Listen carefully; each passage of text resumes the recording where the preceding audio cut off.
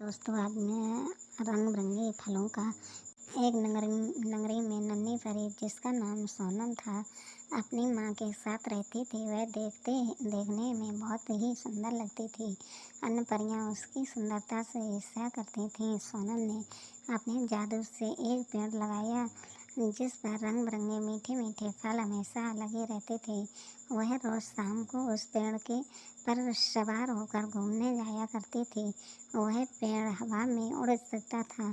नन्ही परी उससे ऐसी जगह उतारती जहाँ गरीब भूखे लोग होते थे। नन्ही परी उन लोगों को जाकर बताती थी, उस पेड़ पर खूब सारे फल लगे हैं, उससे खाकर अपना पेट भर सकते हो। वह लोग वहाँ जाकर फल तोड़कर खाते और अपनी भूख मिटा लेते थे। जब सभी लोग वहाँ से चले जाते, नन्ही परी फिर अपने जादू से उस पेड़ को उड़ा कर अपने घर आ जाती थी। अगले दिन फिर उस पेड़ पर ढेर सारे फल लग जाते। परियों के देश में एक मोटी परी रहा करती थी जिसका नाम चित्रा था। वह माँ बाप की इकलौती बेटी थी जो खाने का मन करती उसकी माँ जादू से उन पकवानों को ले आती थी। इस लाड़ प्यार के कारण चित्रा मोटी हो गई थी। उसकी सहेलियाँ और आस पड़ोस की परियां भी उसका उपवास करती और मोटी मोटी कहकर दिन रात चिढ़ाती रहती थीं।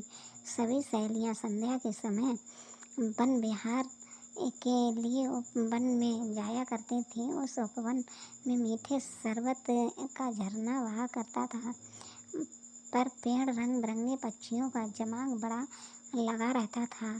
सहेलियाँ आपस में खेल कूद कर रही थीं। चित्रा अकेली उदास बैठी थी। कोई भी सहेली उसके साथ खेलना पसंद नहीं करती थी। चित्रा को यूं उदास बैठा देख परियों की राजमाता वहाँ आती हैं और चित्रा को उदासी का कारण पूछती हैं। चित्रा को वह खूब सारी टॉफियाँ देकर चली जाती हैं।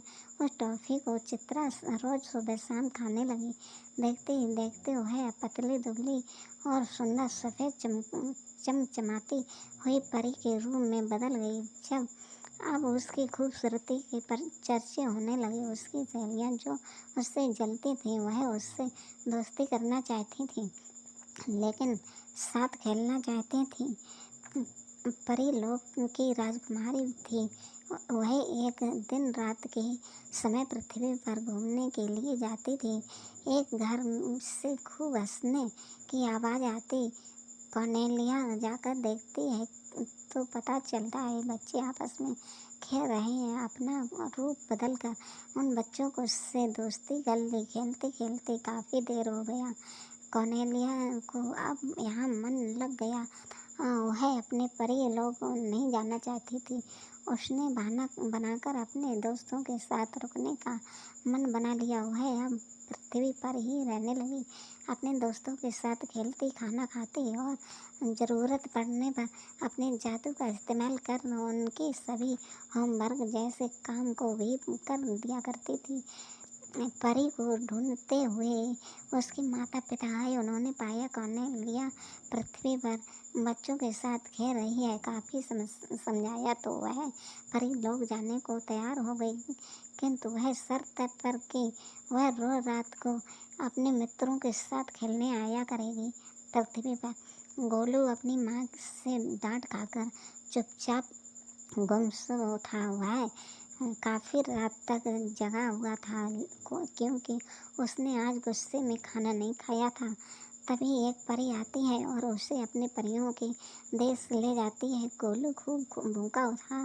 उसने वहाँ बहते हुए मीठे शरबत की नदी देखी। उसने झटपट खूब सारा शरबत पिया। नदी के किनारे सुंदर सुंदर रंग बिरंगे वृक्ष लगे हुए थे। उन पर मीठे मीठे स्वादिष्ट फल लगे थे।